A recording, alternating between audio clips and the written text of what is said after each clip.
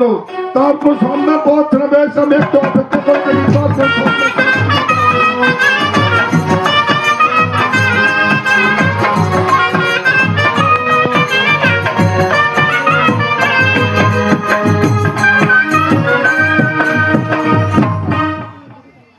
বাবু করবে, তুমি একটু বাইরে দাঁড়াও।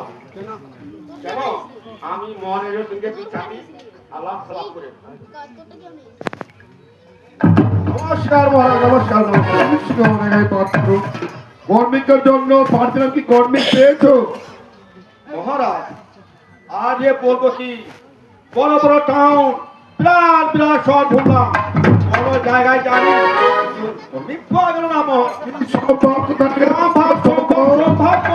তবে কি নিয়ে এসেছো? হ্যাঁ মহারাজ, কেবল আমি একটু মিস্ত্রিকে ডেকে নিয়েছি মহারাজ। গজবদার ভুল। সবদার ভুল? হ্যাঁ, কি করে? শ্রমিক মিস্ত্রি কারিগর একটাকেই বলে। শ্রমিক মিস্ত্রি কারিগর একটাকেই বলে? হ্যাঁ। তাহলে কি ভাষা দিয়ে কাকে কি বলে মহারাজ? ও সেটা জানো না? কেউ বাংলায় বলে শ্রমিক, মাতৃভাষায় বলে মিস্ত্রি, হিন্দিতে বলে কারিগর। কি বলে? কারিগর। বাবু কারিগর।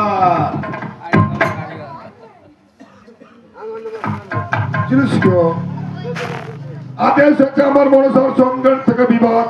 একা একলা আমি 6 পুত্রকে মৃত্যু বলেছে। এখন বেঁচে আছে সিনের পুত্র বর্ষিত।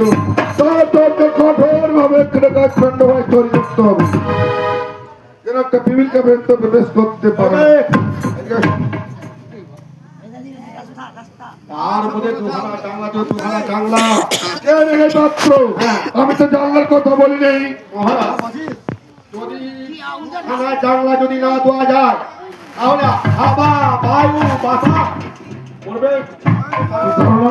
সেই মনসা অনেক ছোট করতে পারে। আমিও বুঝলাম মনসা অনেক ছয় কাটি করতে পারে। তাহলে জানলার মধ্যে 4টি ঘর থাকে, অল্প একটু ফাঁকা থাকে, সেই ফাঁকা দিকে মনসা যেতে পারে। সেই মনসা না, মনসা লস্কর হচ্ছে সর্পগণ। ওই সর্পগণ সন্ধ্যে সেখানে দংশন করতে নেই পাত্র, নিশ্চয় নেই পাত্র।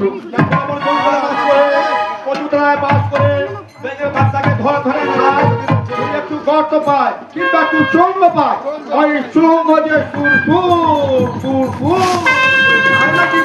নিশ্চয় নেই পাত্র। আমাদের